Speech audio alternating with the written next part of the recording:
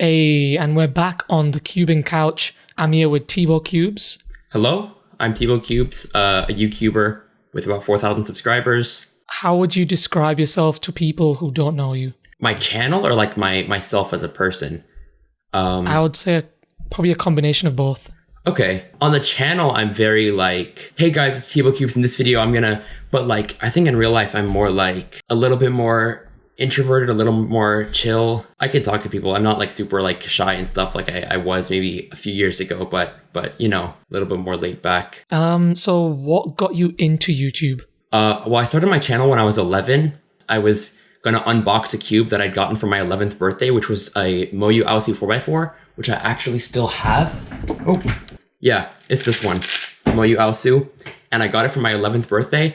And, you know, I've been watching people like TeboeCubes, TeboeCuber, TeboeCuber, you know, those kinds of channels that were around at that time, maybe 2015, 2016. And I was just like, hey, I could do this. My dad was recording me with his like Sony camcorder, and I was just doing the standard, you know, I wasn't into cube hardware, or like not too much, but I was just basically repeating the talking points of like, oh, it corner cuts this much, it turns this fast, it turns this. Just the standard like unboxing stuff that was done at that time, and I put it on YouTube. I guess if we want to go back even further than that, I've been into videos like literally forever, like from like the home movies that we'd film at home and stuff. And that's how I got my first like start in like video stuff. But then after watching the YouTubers, like the cubing YouTubers, you know, JRCuber, TeboeCubes, even the ones like RedKB, Crazy Bad Cuber that like don't even make videos anymore. Those people that I was watching basically exclusively like cubing YouTubers. I love those videos, so I could do this. I want to, you know, be a big YouTuber like them, be in that community. So I started out, and I know I was really just making whatever I wanted without any focus on what will do well, what will get views. I was literally just putting out whatever. Yeah, I think a lot of people start YouTube, but they've also had like video experience before that. Like, as you said, with the home movies, just getting a camera out and just shooting stuff. And I think with that, you get like a certain advantage, which is like you already have the experience of like picking up a camera, pointing it at stuff, recording. And I think that's quite interesting as a YouTuber to come with that recording background. Yeah, for sure. What creators do you watch now? I've watched a bit less of like cubing YouTube. Like I still watch like the Cubehead, Tingman, you know, those kinds of entertainment, you know, creators. But if I just go through my subscriptions now, I think the last YouTube video I watched was probably, it was the newest Mr. Beast video. And those are my big inspirations. Like now, like with the challenge content, it's more of a Mr. Beast, Eric, you know, Eric? Yeah. Like Ryan Trahan, that kind of like, oh, I did this crazy thing in 24 hours and this is how it went. And then just making that, my channel's like that, but cubing, or that's what I'm trying to do with it. But yeah, a lot of that, a lot of educational content as well, like informational, you know. Fair enough. Yeah. Okay, so without looking at that phone, we're going to see how well you know yourself. Oh, I'm excited. So let's see how well TeboeCubes knows himself. So I've got some questions here about your YouTube stats. Oh boy. Okay, wait. I have my analytics on another monitor. I'm gonna X out of that, so it's fair. No. Okay, so first question: what is your most popular video? Oh, that is the Cubics. I recreated Cubics cubing challenges. Correct. How many views did that get? And I'll let you go to the nearest, like 1,000. Is it at 205? I think it's at 205K. It's around there. 205,000. Let's go. Is, yeah. How many subscribers do you currently have? I believe that's like 4226. Isn't that the right answer? That's very specific. I wrote 4.22K. You're even more specific than that. Oh, yeah, because other people don't see the exact number. They just see up to the nearest 10. I try not to get too, like, invested in, like, the numbers game of refreshing and stuff, but it is, you know. When did you start your channel? So, like, what year? What year? 2016. Yeah, easy. Yeah. What was your first video? And you've mentioned this already. I did, the Moyu Aosu review. Yeah.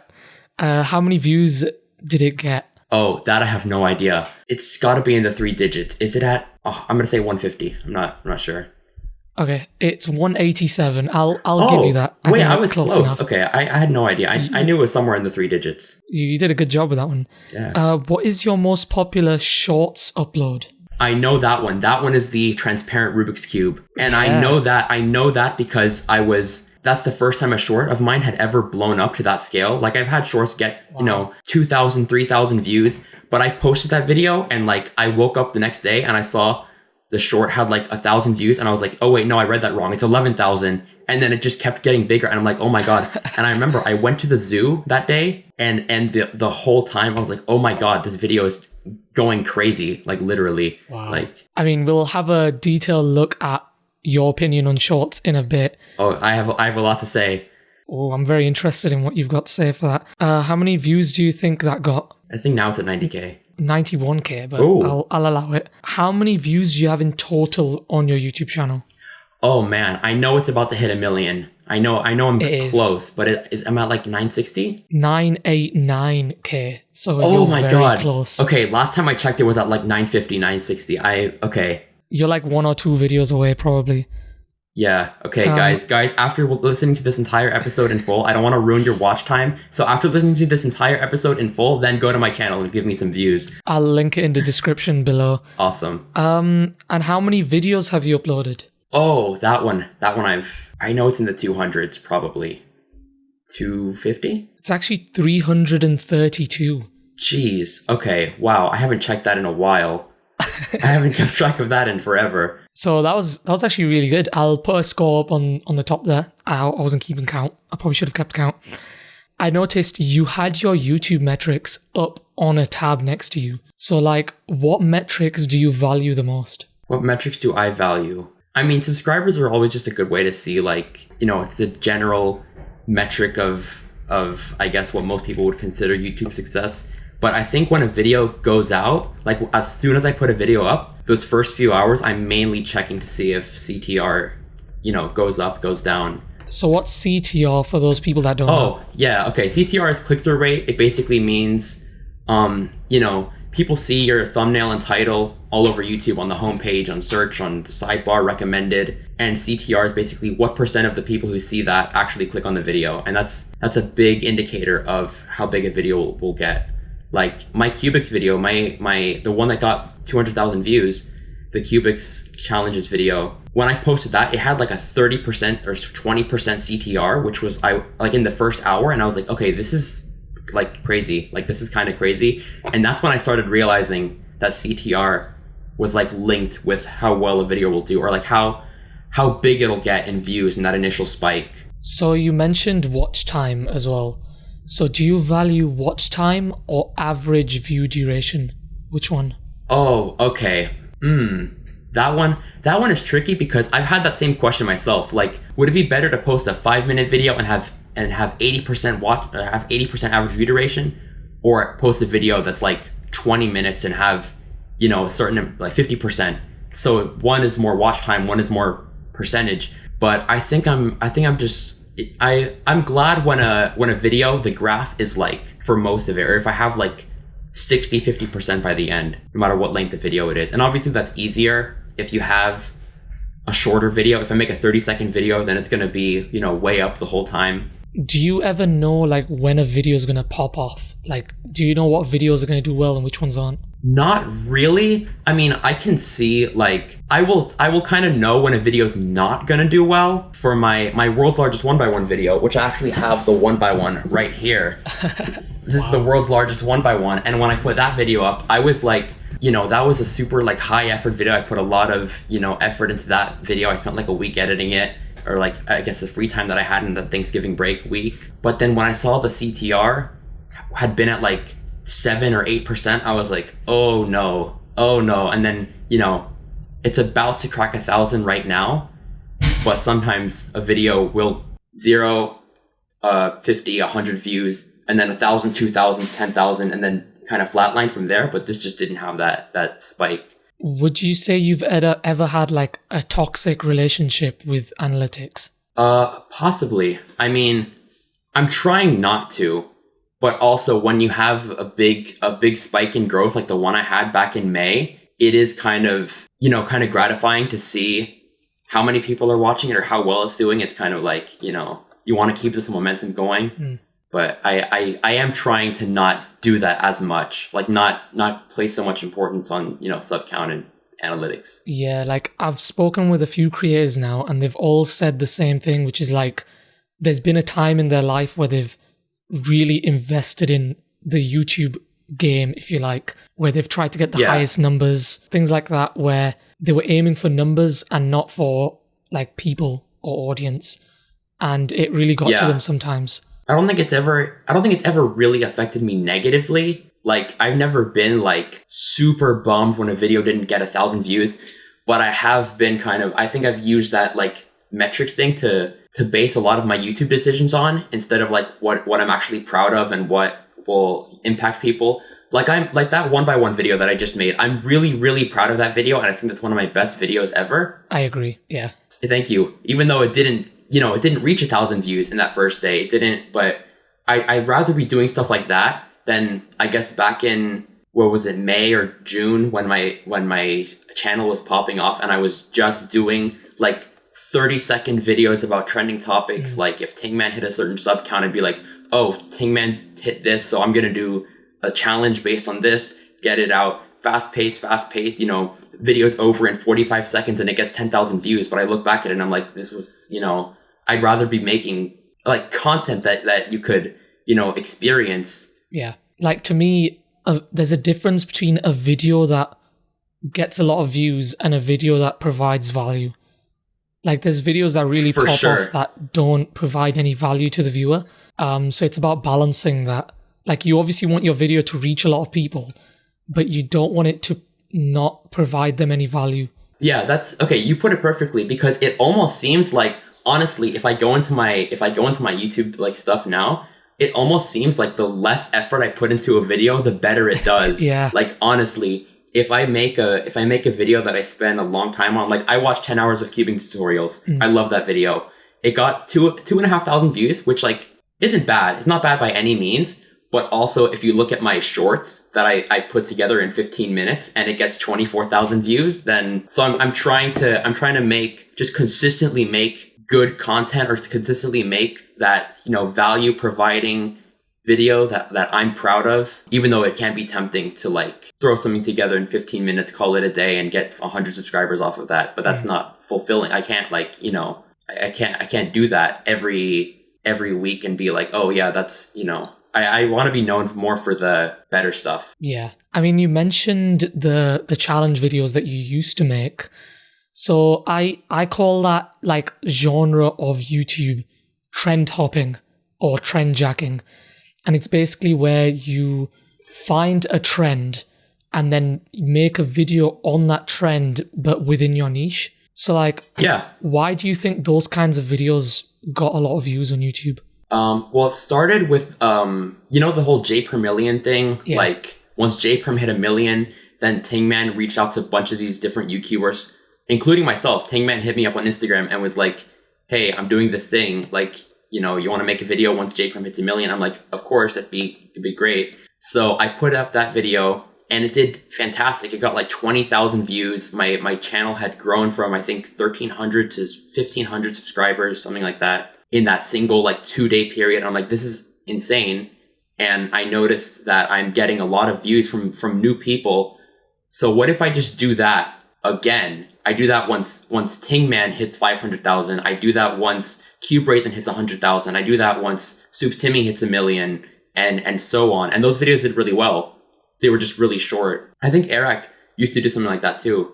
Back in 2020, he would, if David Dobrik released a perfume, then he would do some challenges with that perfume. Or if Stranger Things was popping off, he would go to the Stranger Things where they filmed the show in real life and stuff like that. And he, gained popularity that way. I feel like there's two completely different angles when it comes to making content. You either make something that will get like an initial spike, which was your trend hopping type videos. But then the complete opposite side is the type of content which I like to call evergreen videos. Those are the kind of videos where you'd watch it whenever. But like, why did you choose the trend hopping type videos as opposed to the videos where people could watch it years in advance, or years later? Yeah, okay. So I think theoretically the 1x1 video could be watched whenever. And I am trying to, not do so much like trending stuff right now. Like if I just have a video idea that'll, do well whenever, then I think that's what I want to make. but also I noticed the stuff that I do make that has that evergreen, it gets views like gradually throughout years and years, is mostly tutorials, how-to videos. Yeah. It's the how to solve a dino cube, how to solve this cube extreme. And I just like making the entertainment-based videos more than the search-based how-to videos, tutorials. It's just more fun for me to do. Also, I'm not a super great explainer, so making tutorials works. Yeah. But also, I'm not great. I'm like, you bring this thing down here, and then you.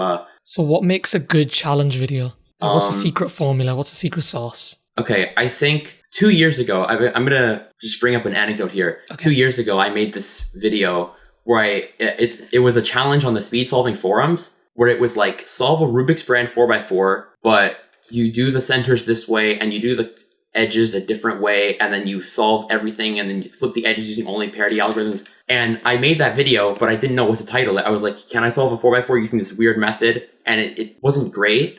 I think what makes a good challenge video is it has to be summed up in one. It has to be simple. You got to sum it up in one sentence. I solved a 1x1 Rubik's Cube 1,000 times.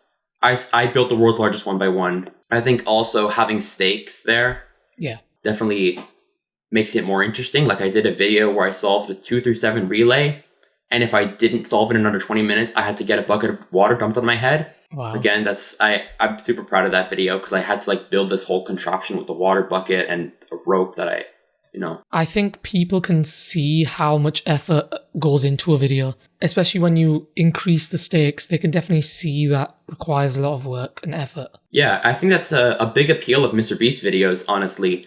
Like, you see that he builds these huge sets for each video. He doesn't not put 100% into anything. Like, he builds entire sets. He will, like, invent some new thing if he has to get that shot perfect. And I think when people see that, it's that's definitely a big appeal, in my opinion, for MrBeast videos. It's just, oh my god, look how much effort he's putting into this. I want to make mine the same kind of way where you could see like I'm doing all this for one video, even if it's not to the scale of Jimmy, because he has like, this $10 million warehouse studio. Yeah. Oh, like this one. I solved one Rubik's Cube in 3 countries. That one didn't do very well, and I'm not even sure why, but I went to 3 different countries, and that was like, I was already going on vacation there. Obviously, a YouTuber with 4,000 subscribers isn't going to spend $5,000 to go travel to 2 different countries just to film one video. Yeah. But I was like, since I'm already doing this, how can I make content out of it? And I was like, wouldn't it be really cool if I just went to 3 different countries for a YouTube video? Yeah. What do you think current challenge YouTubers are doing wrong? Can you give me an example of, like, cubing challenge YouTubers? Like, you mean like Cubehead or? I don't want to say specific names, but like, there's a lot of challenge. Do you watch any cubing challenge YouTubers? I watch He's a Cuber. Right. Like HES a Cuber. Yeah. Like, he's been really underrated for a while, and I've loved his videos since he had like 1,000 subscribers. Now he has like 5,000 because one of his videos blew up. It did. Yeah. But yeah, no, I'm super happy that he has like more subscribers than me. I think he's doing, the exact same kind of thing that I want to do. Like, there's just some YouTubers that I feel like we're on the same, like, we got the same, like train of thought when it comes to this. Like, I think He's a Cuber is definitely one of them. JF Cubing is as well. He has some videos kind of like that. Like, he did an unboxing where he did like, he unboxed like the easiest cubes. And then he had, some of his teachers or other friends or whatever try to solve the easy ones. And I think that was a really good twist to put on an unboxing like that. That's definitely something I would have done. But what do I think they're doing wrong? I don't know. I mean, I can tell you what, I guess what other YouTubers in general are doing wrong. Sure. Like, yeah. The thumbnail is not interesting. Like, they'll have super small text. Like, think about the viewer, think about what they'd want to watch. Yeah. Have you received any hate before on YouTube? Not really. I'm so glad that I chose the niche of cubing, like, as early as I did back when I was 11, because this has been a very wholesome community. It's not like I'm talking about controversial topics. Actually, back in like 2017, this was a long time ago, when I had no idea about any like video stuff. Like, I mean, obviously I've been doing video stuff, but I didn't know that I shouldn't export a video in 480p from my iMovie app on my dad's iPhone. Like, so I just posted a video and I got a comment that was like 360p in 2017, really? and I'm sure it wasn't a hateful comment, but I just didn't like it. So I was like, the mature 12-year-old I deleted the comment, and which I probably shouldn't have done, but it did teach me to take that into account, make my videos, export them in 720 or 1080 and so on. But I don't think I've really gotten any like hate comments. Oh, I have actually. I'm gonna add one more thing to that. I made a short where I'm like, I can solve 1,000 by 1,000 Rubik's Cube. And I start the video off with like, I can solve 1,000 by 1,000 Rubik's Cube, like just to pique people's interest. And then I go on to explain how solving a 4x4 is exactly like solving a 7x7. It's exactly like solving a 21 by 21. It's like the same method, but on a different scale. And then some comments were like, well, 1,000 by 1,000 doesn't even exist yet. And it's like, oh yeah, well then do it. Like, it's just a hypothetical. Like, it's yeah. I didn't mean anything by it, but yeah. Cubing's been very, like, wholesome as a community. The community in general is like, there'll be videos that they don't like, but they won't go out of their way to throw hate onto a YouTuber about their content. They just ignore the content, if you know what I mean. Yeah. I mean, I guess because I'm making videos that I don't think inspire hate. Like, I'm not making, this is why Felix Zemdegs is the worst cuber. This is why Max Park is a fraud. This is why Cubehead sucks. Yeah, fair enough. I mean, in terms of your video production process, how do you come up with ideas? Honestly, I don't really have like a process. I just have like if these types of YouTubers that I watch did cubing content, then what would it be like? Right. Or I'm thinking of what would make a good title, what would make a good thumbnail. Like I saw at Target this super easy, I'm not even sure if I have it here. It's actually this one. I can't get it without unplugging my headphones. But this one right here. You might have seen this video that I did about something that I called one of the world's easiest Rubik's Cubes. And I just saw this in Target. And I was like, this in front of a wooden desk would make a great thumbnail. I'm going to buy the cube. Wow. Okay. So I was like, I have a Google Doc. I have a Google Doc of just a ton of video ideas, some better than others. I'm looking, if I look back at some of them now, they would kind of suck. But I do have a Google Doc. Just whenever I'm inspired, whenever I just have a moment of, I can make this a video, I just put it in there. Like the 1x1 video, I'm not even sure how I came up with that one. I was just in bed at a hotel across the state, and I was just like, this sounds like a good idea, and I typed it in. How many ideas do you think you've got in total? It's about a page and a half right now. It's not anything crazy, but usually when I'm not working on a video, I'll just pick the one that I think is like the best and just, okay, this is what I'm working on now. Sometimes I'll work on two at once, but that hasn't really been a thing as of late. So recently I uploaded a podcast called 100 Cubing Video Ideas, to which you commented saying that you've thought of some of the ideas before. So which ones were there? There's one where you said, pick an event that you've never done before and just see how good you can get at it in like 24 hours or 7 days or some amount of time. Yeah. And I had that exact idea, like down to the word for the face turning off the Hadron, which I've done before, but I've just totally forgotten how to do. So I was like, if I just try to see how fast I can get at that in 7 days, then that'd be cool. Exactly. I think there were a couple others, but that's the one I remember that you guys said. And I was like, I had that idea. So we've been doing what you've been doing, basically, where we just document our ideas. And we've been doing it for the last probably year at this point. And we've got to the point where we've got so many ideas where like we know we're not going to do most of them. So we're probably going to start giving some of them away. So we made this 100 video ideas podcast. Yeah, no, that was great. Like I recommend any like YouTuber if you're trying to grow on YouTube and you have like less than 1,000 or even more than that, like just go watch that, because that, it gives you a sense of what people actually want to see. Yeah. Let's talk about cubing shorts, actually. I'm quite interested in your thoughts on this. Oh, okay. So you've made a few shorts in your time. I have. What do you think about them relative to like the regular mainstream vanilla YouTube videos? I think they have a totally different audience. I think regular YouTube cubing videos like will just appeal to cubers because that's what they're looking for and that's what they're interested in. I think cubing shorts just reach anyone, like any like non-cubers. They're more non-cuber focused. So when I made that transparent Rubik's Cube video, I got a lot of comments of like, oh, well, I've had a Rubik's Cube sitting on my shelf for 10 years and this is cool. Like it was not a cubing demographic. It was more non-cubers. So whenever I do make a cubing short, I will keep that in mind. Like what will appeal to as many people as possible. Did the shorts affect your analytics negatively or positively in terms of like how many people viewed your main videos?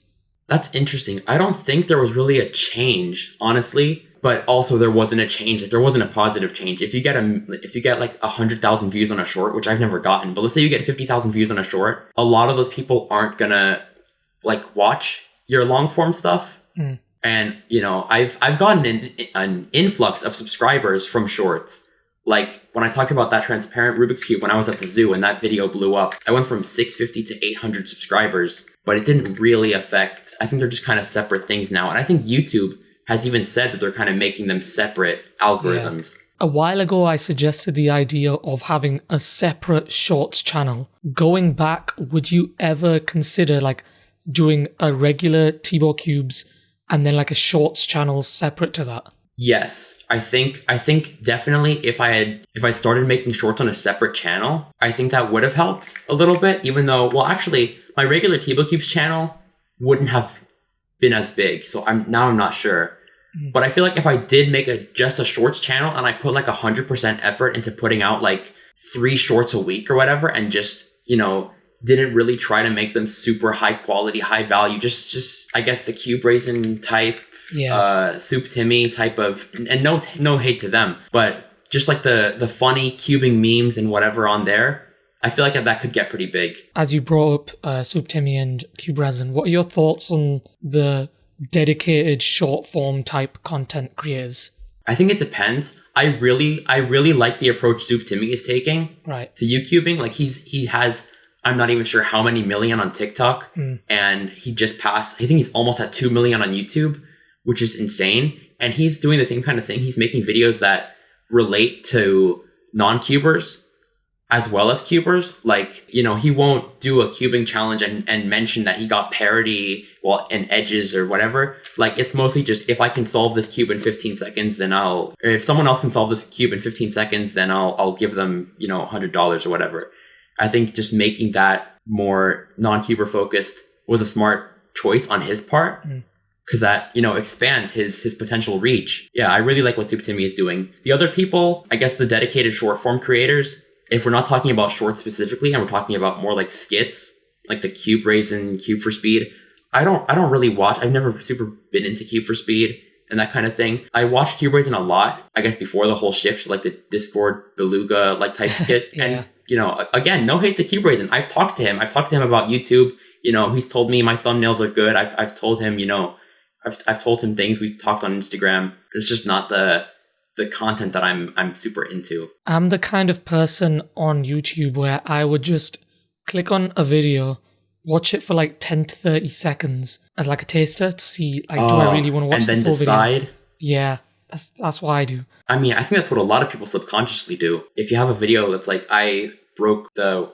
world record 3x3 single, and you start off the video with a minute of, hey guys, welcome back to the channel. Before we start the video, make sure to subscribe and like the video and hit the notification bell. Anyways, today I'm in the car and I'm driving to the competition. That's why I'm going to do a comp vlog, because I'm going to a comp in January, but I'm not sure. I've been thinking about how to package it, how to do the title, because there's not like there's going to be any one thing happening at that competition. I'm hoping to bring the world's largest 1x1. So that's one option. I brought the world's largest 1x1 to a competition. Soup Timmy is actually going to be there. So I have a surprise that I'm going to give to Soup Timmy. Ooh. And I'm going to keep that a surprise, but I'm excited about it. I mean, you can tell me and I'll censor out the video, but what is the surprise? Okay. The surprise, I was going to make it originally, because I did a video where as soon as Soup Timmy hit 1 million subscribers, I did like a cube mosaic of him, but I don't want to like just get rid of 36 cubes. But I'm going to make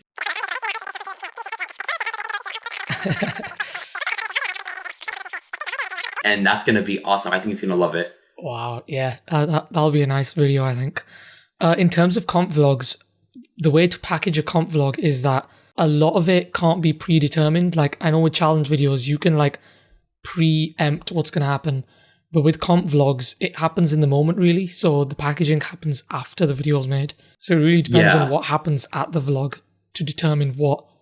But it's good that you've got like the potential avenues that you could take. But really with comp vlogs, you don't know what's going to happen. Yeah, no, that's definitely true. My last comp vlog was titled, I went to my first competition in 2 years or something, because that was just the first comp that I'd been to since COVID. I was gonna title it, I went to the world's shortest cubing competition because it really only lasted 4 hours. Right.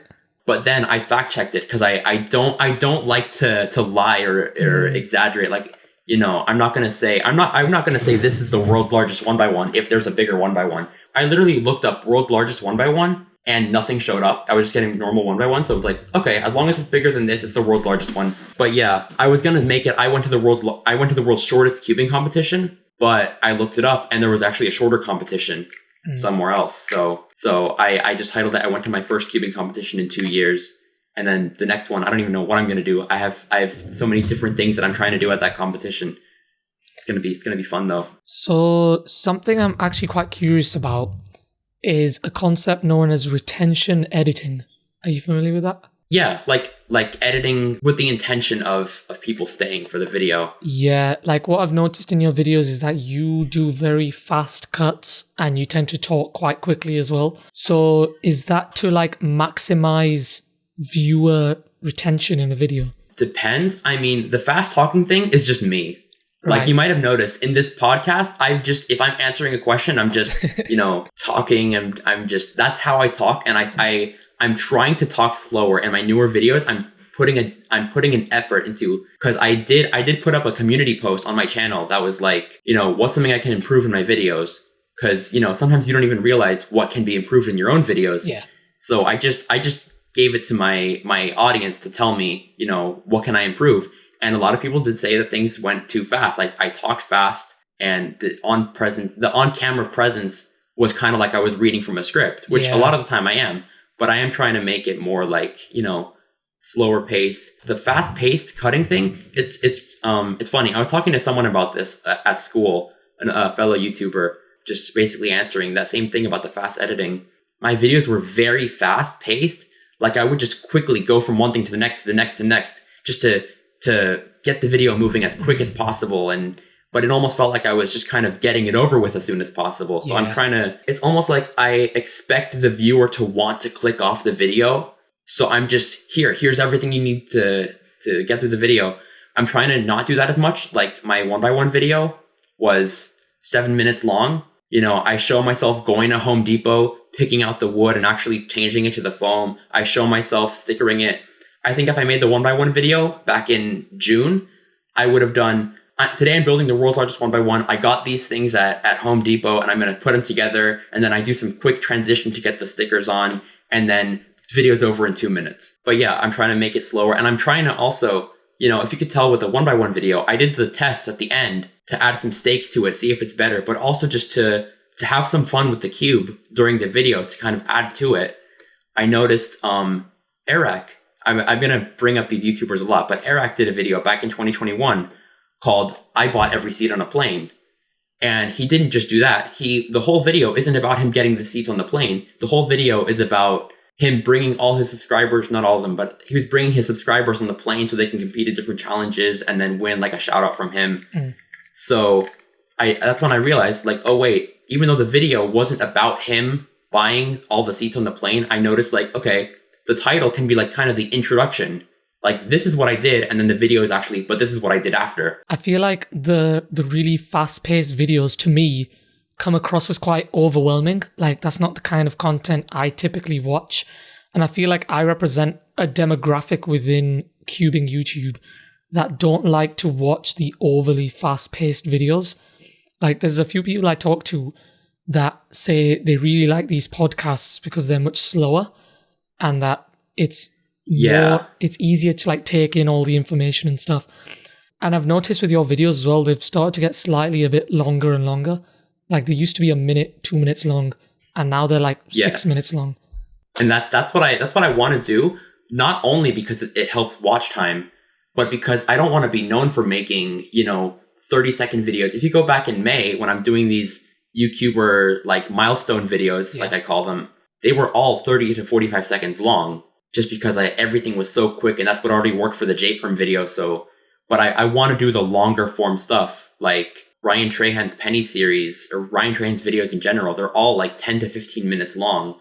And I want to make more like experiences like that, where you could actually sit down and watch the video, and not just, be done with it in a minute. How do you get from a video idea all the way up to then publishing the video? What's the process for you? Okay.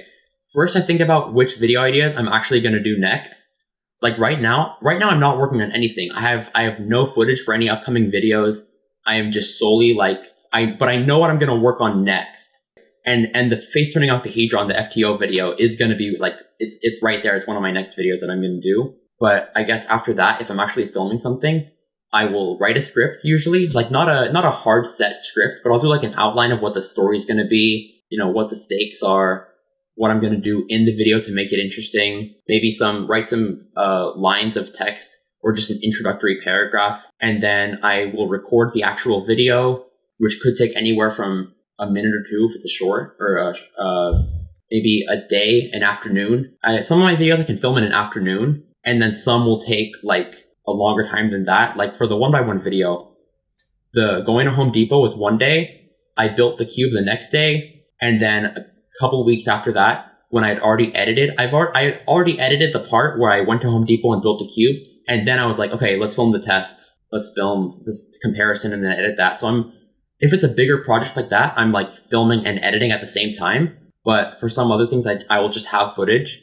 Like for some of the shorter ideas, I'll have all the footage first and then put them into Premiere, like through my, upload them to Google Drive, right, download them, put them in HitFilm. I'm sorry if I said Premiere earlier, I don't, but I do use HitFilm. And then I edit it. Usually as soon as I export it, I put it up, or like put it up the next morning. Okay, so that's quite a quick turnaround. Yeah, I mean, I had the 1x1 idea in October. Oh. Like very late October. And then a week later, I actually filmed it. And then I spent basically most of, I guess, the last week of November actually editing it and then put it up.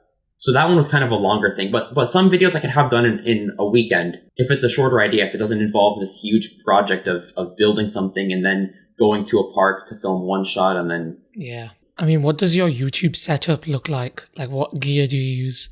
Okay, I use my iPhone 12 Pro most of the time for filming. I use a GoPro sometimes if I need like B-roll or time-lapse footage. I'll use the GoPro, which I'm using now to record. And then I have this light. Right. This light tripod combo. Cool. That I got about a year ago. I looked at my videos before and after. It definitely does make a difference. And then the computer I use to edit is not a very new computer. I got it about 6 years ago, and it was made in like 2012, I think. I just got it from someone who wasn't using it anymore. So the computer could definitely, it's not the newest thing ever. But that's pretty much it. That's pretty much my setup. What GoPro model do you have? I believe it's like the Hero 7. Right, okay. Because I'm a gear nerd, if you don't already know. Oh, yeah. So what advice would you give to people either starting cubing YouTube or like currently in cubing YouTube? Be original. Think about what the viewer actually like would want to watch, like in terms of title and thumbnail. Yeah. Like if you could make a great video, but if you can't package that into a simple title and good thumbnail, then it won't get views. And also just make what you want to make. I could probably get a channel to 10,000 subscribers if I just solely did shorts, or I just solely did like the cubing videos that I don't really like making. Because honestly, if you make a video that you're really passionate about and also one that you put no effort into, they'll kind of get the same amount of views. Like at least from what I've experienced. Obviously, it has a lot of nuance. Keep going. Also be consistent. I know it's something everyone says. I actually did make a video. I made a video called like how to grow a cubing channel for new YouTubers, just because I've had this experience, I've had this advice that I wanted to give. Yeah. That one wasn't at all like I'm going to do this because it has a good title and people are going to click on it and it's going to get views and it's going to, boost the channel. I just solely did that video just because I wanted to give people that information if they needed it. And I needed a place to put out this experience and advice that I had. And, it didn't do super well because not all of my viewers are YouTubers. 90% of people that didn't apply to them, but I do stand by the information I gave then. What do you think YouTube will look like in the cubing world in 5 years' time? I think it's going to be a lot more non-cuber focused content and a lot more short form. Right. I noticed cubing is very, I'm trying to think of the word, but it's very conducive to short form content. It's very fitting for that kind of thing. Because it's very visual. Yeah, it's very visual. And there's not a lot you could do with a cube that needs to be more than a minute long. That's kind of my process. If I'm thinking of a video, does this deserve a whole 5-minute video, or can it be done in less than that? Also, non-cubers are just super impressed if we turn really fast.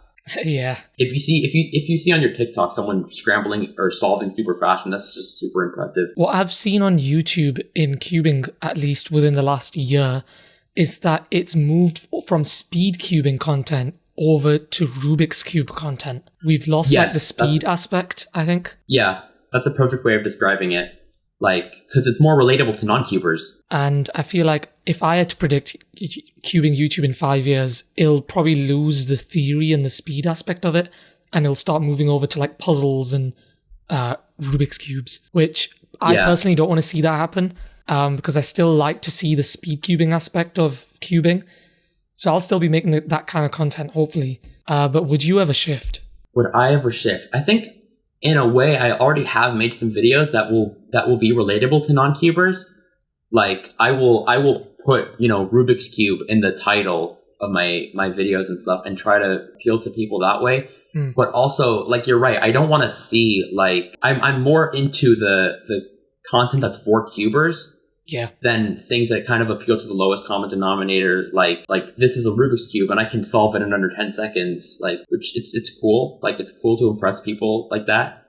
But I'm more into watching the content for cubers, Kingman, Cubehead. What are your plans on YouTube now? What do you want to do in the future? What are your goals? Less shorts, just because I've already talked about shorts. They do well, but they attract a different kind of audience and they're not as fulfilling, just to make. I'd rather just put 100% effort. I've done some videos where it's just I filmed it in 15 minutes and that's it. I want to do some of these bigger projects and kind of grow there. I think the 1x1 video was the start of that, or was one of the videos that kind of started that. I just want to make bigger, productions. I don't want to do one video that takes me 2 weeks to make and then a low effort video and then a bigger thing. I want to have all of them, these big productions almost. Yeah. And also I also make the videos longer. I don't want to have just 1-2 minute videos. I want to, do stuff like that. Let's do a quick trivia challenge to finish things off. Oh, excited. What I do with every person I interview is I give them a set of trivia questions, and then I'm probably going to put them on a leaderboard or something. Question 1. Timon Kolosinski is from which country? Poland. That is correct. Who is the current OH average world record holder? Oh, I have no idea. Is it Felix? It's actually Patrick Ponce. In which year was the GAN XS released? My old main was the GAN SM, which released in 2018, so I'm going to say 2019. Yeah, it's correct. Which cuber won 3x3 in Worlds 2019? That's the one that they made the Speed Cubers about, the documentary. So It was, I know it wasn't Felix or Max, it was one of the brothers. Wasn't it 2 brothers who won first and second? It was Patrick something? It was Philip. Philip Ware. Yeah, that's the one. So what is the name of Cubrazin's second channel? Cubers and Cubing. Cubrazin Cubing, yeah. What color is the logo on the RS Pyramix? I'm not into cubing hardware at all. I don't know any of the new cubes that are coming out. I got the funny story. I've talked about this in a live stream. I got the YouCube purely because I wanted to do a collab with Cubehead. That was the sole reason. I saw JF Cubing's video unboxing this and he said it was really, really good and it was his new main. So I was like, I'll get it. I want to do a collab with Cubehead. I want to put Cubehead in the title of the video, and I didn't get the collab with Cubehead. because he just didn't respond to I don't think he saw my Instagram DM or anything. But I did say, why Cube Heads Cube is my new main or whatever. But the logo, black? I have no idea. It's actually white on the RS that was my Premix. second choice. So how much do you think the RS3M costs in the UK?